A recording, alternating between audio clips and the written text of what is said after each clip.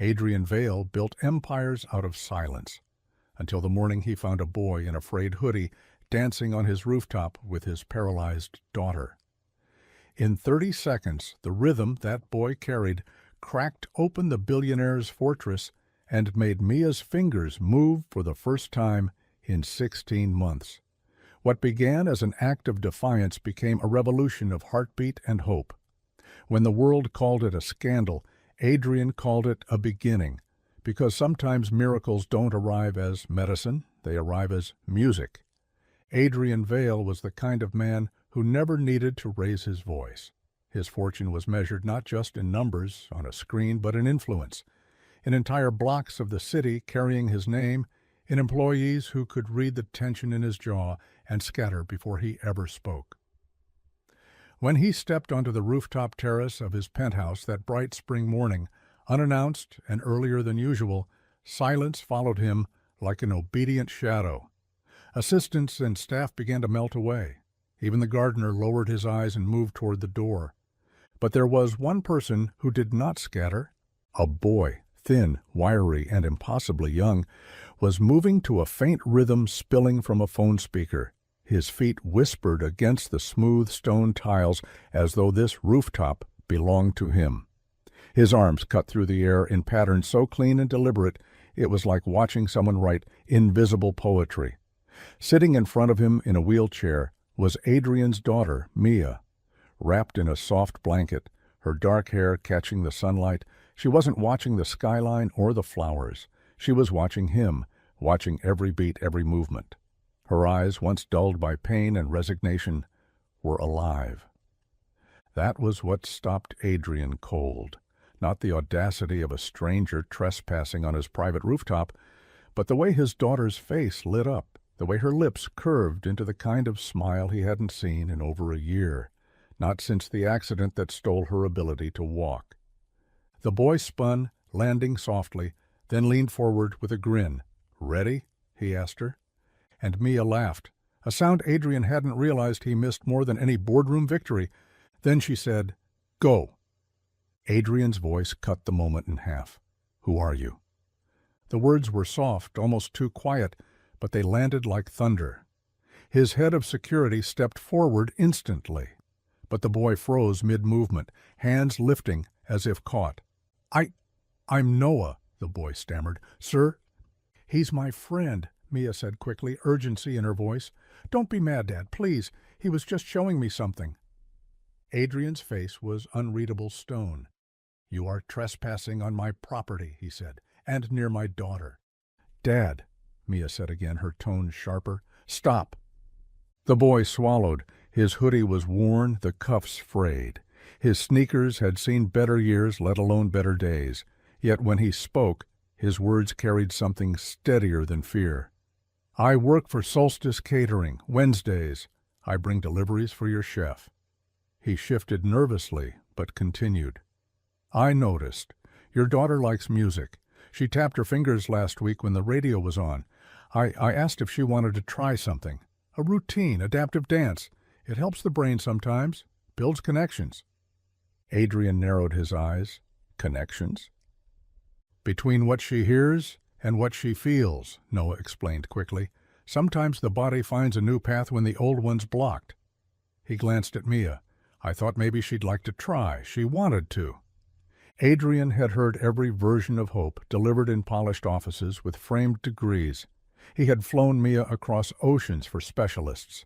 He had paid for machines that hummed with promise but produced silence. He had trained himself to stop noticing the tremors that teased and then vanished. And yet here was a boy, barely older than Mia, claiming something no expert had dared. 30 seconds, Noah said suddenly, his voice stronger now. "Give me 30 seconds. If you don't see anything, I'll leave. I swear." Mia's fingers, resting on the blanket, twitched. "Please, Dad, just watch." Adrian stood still, battling disbelief and a flicker of something he did not want to name. 30, he said. Noah's relief showed only in his exhale. He tapped the phone. The music began, simple, stripped, rhythmic. He didn't perform like some street dancer craving applause. He moved in small, deliberate beats, a shoulder roll, a wrist flick, then stillness. His movements were punctuation marks, not paragraphs. He whispered the count. And 1 and 2. And 3, Mia whispered, her eyes locked on him, her lips trembling with concentration. Adrian's gaze dropped to her hands, prepared to see nothing but stillness. But then her ring finger twitched. Once. Twice. And then, faintly, her thumb pulled. Adrian gripped the back of her chair without realizing. "Stop," he whispered, not to Noah, but to his own disbelief. Mia's face was lit with fierce joy. "Again," she commanded. The boy obeyed. The beat dropped. She moved again, stronger, more deliberate. In that moment, Adrian Vale, the man who built empires out of numbers, felt the fragile tremor of hope pulse against the rhythm of a song. "How did you know?" he asked, his voice raw. "My cousin has cerebral palsy," Noah said quietly. "I used to help him. Beat, breath, move. You teach the brain to anticipate. You make it greedy for rhythm. I thought maybe it would help Mia too." For the first time in a year, Adrian's armor cracked. He turned to the boy, not as a billionaire guarding his fortress, but as a father who had just seen the impossible. "You'll come back tomorrow," he said, his voice softer now. "Same time, same place, on my terms." He glanced at his daughter. "On her terms." Noah nodded. "On her terms," he repeated. And something unexplainable shifted in the rooftop air. They tried again the next day. And the next. By the end of the week, Mia's wrist had moved more than it had in months. Her thumb flexed. Her laugh returned. She slept deeply, no longer restless. Noah didn't just dance with her. He taught her body how to listen again. He used percussion on the chair's frame, counts that aligned with her breathing, beats that coaxed her to anticipate. Adrian sat quietly during every session, jacket off, tie loosened, watching. He was a man learning a new language, one where rhythm mattered more than wealth, one where healing was measured in eighth notes, not dollar signs. Word spread. A neurologist came to observe and left, whispering, "Meaningful. This is meaningful." Soon, Adrian wasn't just watching, he was building. He drafted a new project, the Bridge Project, adaptive dance and rehabilitation for children who had been told no too many times. He poured money, resources, and his own restless energy into it. But miracles do not come without storms. One afternoon, a photo leaked. A neighbor with a long lens had captured the boy in his hoodie, dancing on Adrian's rooftop with Mia. The internet devoured it. Headlines screamed. The board panicked. PR called it a risk. Words like optics and exposure were thrown at Adrian like weapons. But Mia's fury burned brighter. "They called me a prop," she said, shaking with anger. "They called him a thief. Dad, let me show them." Adrian's instinct was to shield her. But she was right. Her body was not a scandal. Her hope was not a liability. 2 weeks later, at a gala packed with donors and cameras, Mia wheeled onto a simple stage under a single spotlight. Noah stood beside her, no longer hiding, no longer apologizing. The music started. She moved. Her hands, her wrists, her foot lifting, trembling, then pressing down again. The room gasped. Adrian, usually untouchable, walked on stage and knelt before his daughter's chair, forehead pressed to the footplate like a prayer. Then he looked at Noah. "Teach me," he said. "To dance?" Noah asked, stunned. "To count," Adrian answered, "the way she does." That night, the world shifted. Donations poured in. The Bridge Project became real. Children across the city, kids whose bodies had been dismissed, found new ways to move, to live, to count. Noah became more than a boy in a hoodie. He became a teacher, a leader, someone who turned rhythm into freedom. Mia became more than a billionaire's daughter. She became proof that miracles don't always arrive wrapped in medicine, they sometimes arrive in music.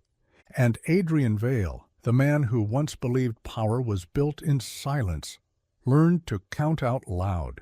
He learned that strength isn't armor, it's rhythm. It's breathing on the odd count, moving on the even and choosing every single day to say, again. Because in the end, the surprise wasn't that his paralyzed daughter moved her foot. The surprise was that his heart moved with hers. And it never stopped.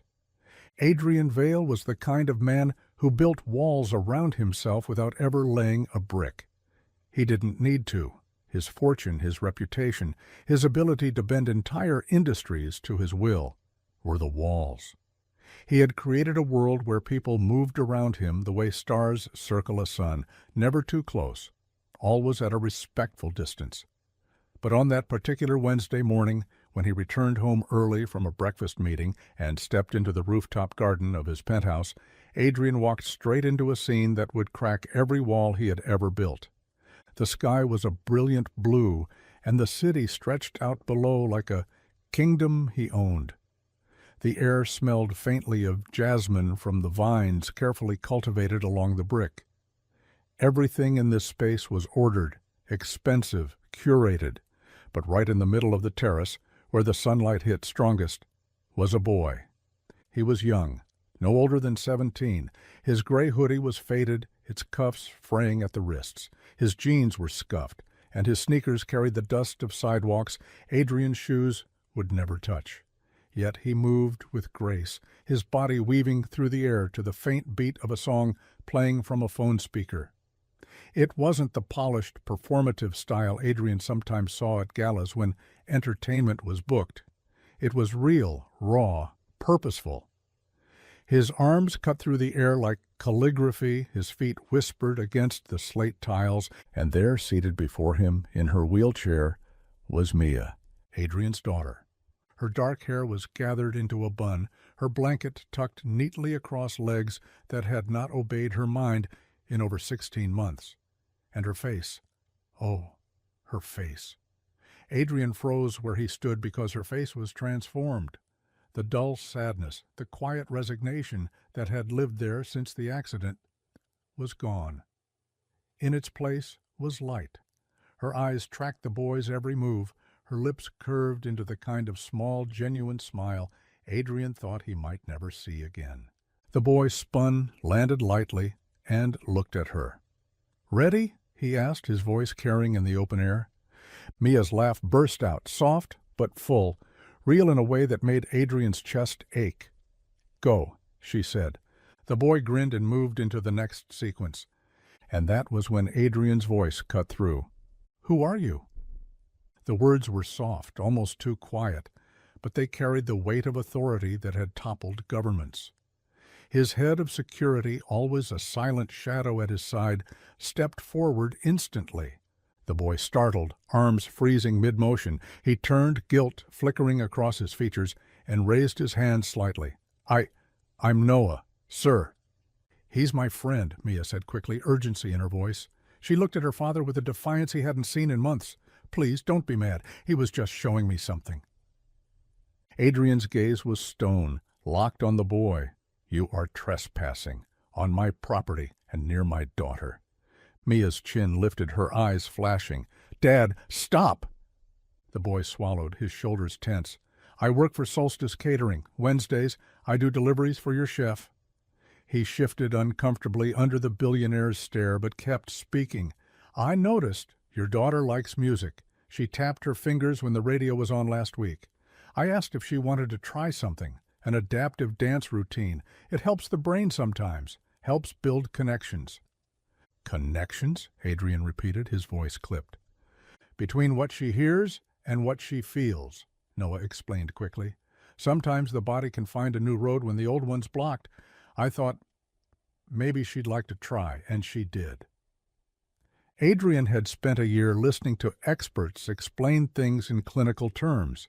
He had flown across oceans, sat in sterile white offices, paid for the best technology, the best doctors. He had been told about damaged nerves, scar tissue, lesions that stole movement forever.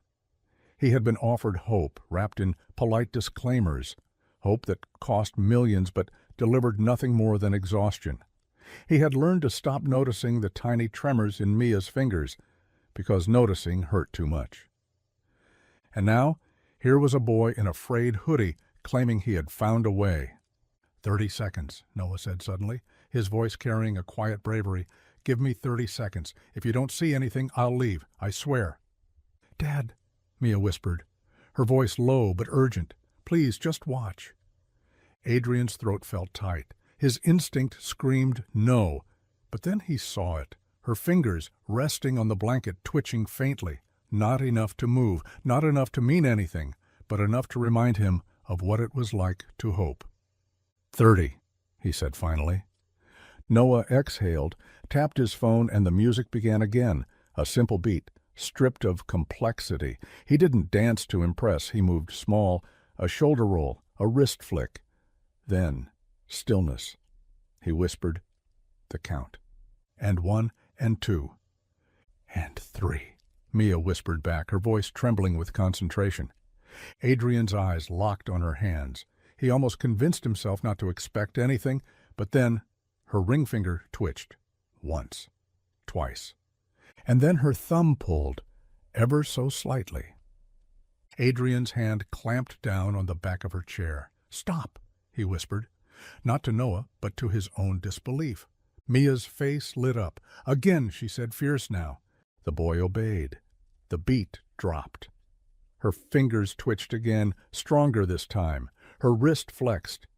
Adrian Vale, the man who could buy anything, stood frozen, staring at something he could never purchase, the sight of his daughter moving. How did you... His voice cracked. He stopped, gathered himself, and tried again. Why did you even try? Noah hesitated, then said, my cousin has cerebral palsy. We used to do this. Beat, breath, move. You teach the brain to anticipate, to get greedy for rhythm. I thought, maybe it could help Mia too. For the first time in a year, Adrian let himself feel something that wasn't control. His chest ached. His hands shook. He turned to Noah not as a billionaire, but as a father. You'll come back tomorrow, he said, his voice softer now. Same time, same place, on my terms. He glanced at Mia. On her terms. Noah nodded. On her terms, he repeated. And just like that, something shifted in the rooftop air. The next day they tried again, and the day after that, and the day after that. By the end of the week, Mia's wrist was moving with more strength than it had in months. Her thumb flexed fully. Her laugh filled the air again. She slept at night, deep and peaceful, not restless the way she had been since the accident. Noah didn't just dance with her. He taught her body how to listen again. He tapped on the back of her wheelchair to create percussion she could feel. He counted out loud, syncing her breathing to the rhythm. He coaxed her brain into expecting movement, demanding it. Adrian watched every session. He sat quietly, jacket off, tie loosened, tapping his own finger against the armrest in time with the beat. He was a man learning a language he didn't understand but desperately wanted to. One evening, after Noah left and Mia had fallen asleep, Adrian sat alone on the terrace. The skyline glittered, cars moved like ants far below, and he realized something that frightened him. He was hopeful again. Hope was dangerous. Hope hurt when it failed. But tonight, he couldn't stop himself. The sessions became part of their lives. The house manager adjusted. The security team learned to give space. Adrian's assistant cleared time blocks on a calendar normally reserved for billion-dollar deals and marked them with a single name, Noah. By the second week, Mia was lifting her hand off her lap. By the third, she managed to flex her fingers enough to grasp her father's hand. Adrian cried that night. Alone in his study, door locked, he let the tears fall for the first time in over a year. He began drafting something new, a foundation project, the Bridge Project. It would focus on adaptive dance, neuro rehab, and giving children access to opportunities without the endless gates of privilege. He wasn't sure if he was building it for Mia or for every child like her, maybe both. But miracles never come without storms. One afternoon, a neighbor with a camera lens captured them. A billionaire's daughter in a wheelchair, smiling at a boy in a hoodie as he danced. The photo went viral. The comments were brutal. They called Mia a prop. They called Noah a scammer. They called Adrian manipulative, trying to appear human. The board panicked. They threw words at him like weapons: risk, exposure, reputation. PR advised shutting it down, but Mia, sweet, quiet Mia, was furious. "They called me a prop," she said, her voice trembling. "They called him a thief. Dad, let me show them. Let me show the truth." Adrian's instinct was to protect her, but she was right. Her body was not a scandal. Her joy was not a liability. So they agreed. 2 weeks later, at a gala packed with donors, cameras, and reporters, Mia wheeled onto a stage under a single spotlight. Noah stood beside her, wearing clean clothes that fit, looking nervous but steady. The music began. The audience watched as Mia's hands moved, her wrist flexed, her foot lifted from the footplate. Once, twice. The room gasped. Adrian walked onto the stage, knelt before her chair, and pressed his forehead to the metal footplate like it was sacred. And then he looked at Noah. "Teach me," he said. "To dance?" Noah asked, stunned. "To count," Adrian answered, "the way she does." The audience erupted. Donations flooded in that night. The bridge project was funded in hours. Over the months, Noah became more than a boy in a hoodie. He became a teacher, a leader. He taught children whose bodies had been dismissed, whose voices had been ignored. He showed them that rhythm belonged to everyone. Mia became more than a billionaire's daughter. She became proof that hope can move mountains, or at least toes and fingers, which is sometimes more than enough. And Adrian Vale, the man who once measured strength in silence and control, learned to count. He learned to breathe on the odd numbers, move on the even. He learned that strength wasn't armor. It was rhythm. Because in the end, the true surprise wasn't that his paralyzed daughter moved her foot. The true surprise was that his own heart moved with hers. And it never stopped. Adrian Vale had lived his life in absolutes. Numbers were either red or black, projects either succeeded or failed, and people were either useful or irrelevant. It was the way he had survived in business, in politics, even in philanthropy. He had never believed in gray areas. But after the rooftop morning, when a poor boy in a frayed hoodie coaxed a tremor from his daughter's still fingers, Adrian began to live in gray. And it unsettled him more than anything ever had. He started to notice the details of Noah in ways he hadn't at first. The boy never took food from the trays the staff prepared, even though he stayed for hours. He always kept a folded piece of paper in his pocket, edges worn soft from being handled. He walked like someone used to being invisible, shoulders slightly hunched, as though apologizing for taking space.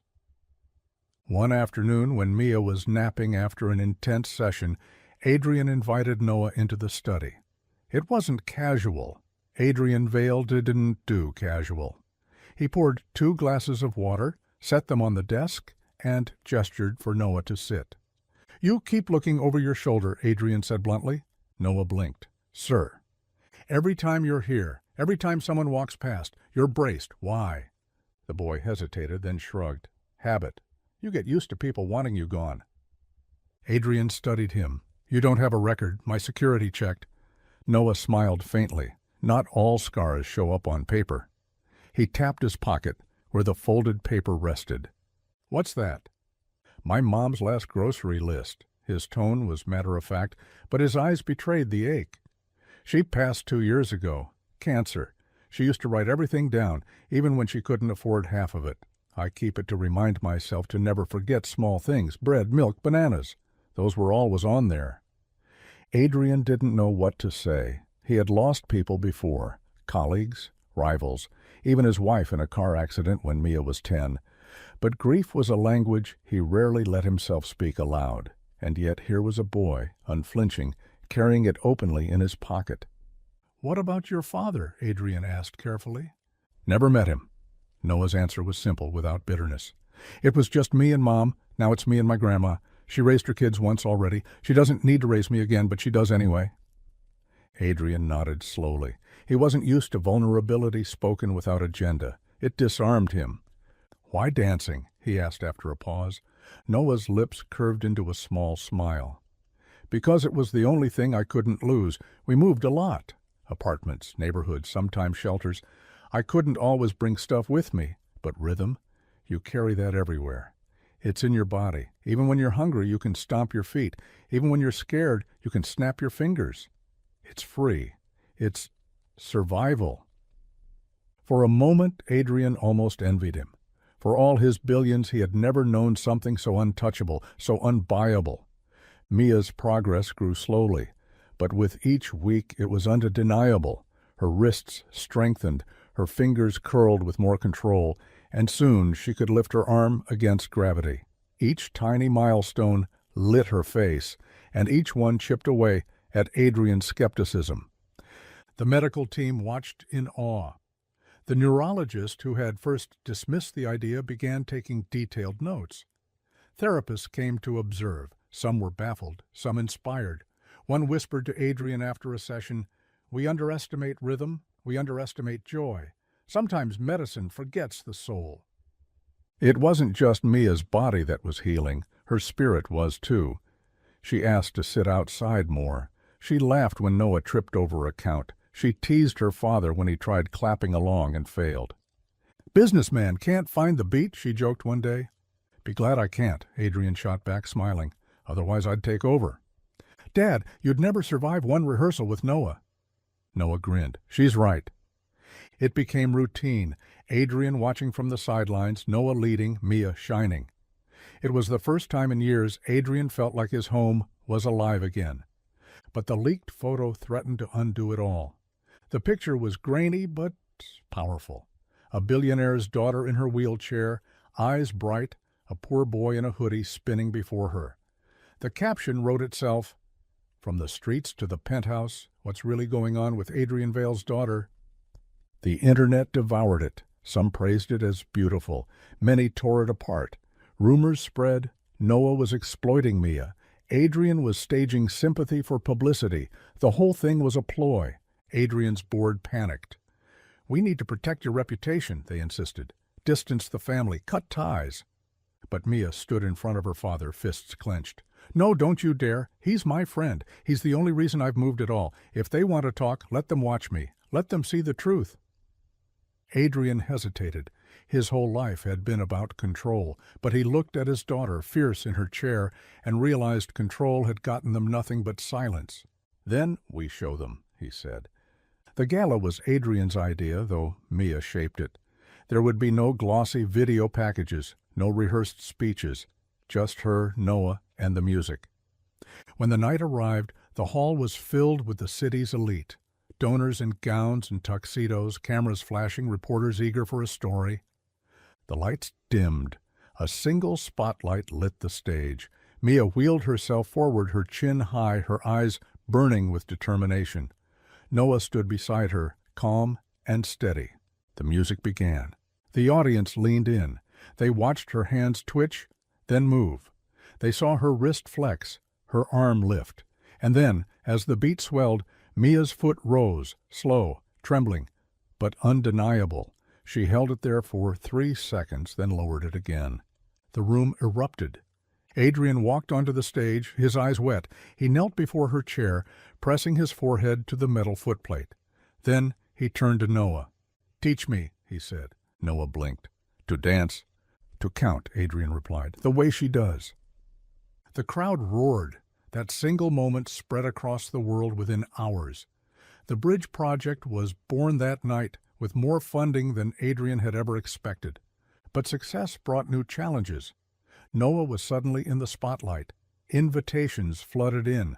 Offers from sponsors, from media companies, from studios that wanted to plaster his face on their campaigns. Adrian shielded him as best he could, but Noah struggled with the attention. One evening, Noah confessed to Adrian in the study, "They keep calling me lucky, like I stumbled into this. But they don't see the years I spent dancing on cracked sidewalks, teaching my cousin, trying to make something out of nothing. They just see the hoodie." Adrian leaned back in his chair, considering.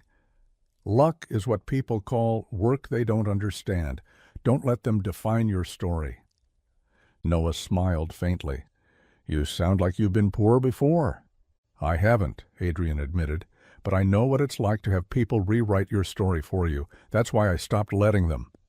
For the first time, Noah saw not just the billionaire, but the man beneath. The Bridge Project grew quickly. It opened community classes in neighborhoods that had never seen adaptive programs. Children came in wheelchairs, with braces, with walkers, with hesitant parents who expected disappointment. And they left with rhythm in their bones. Mia insisted on attending whenever she could. She laughed with other kids, encouraged them, showed them her progress.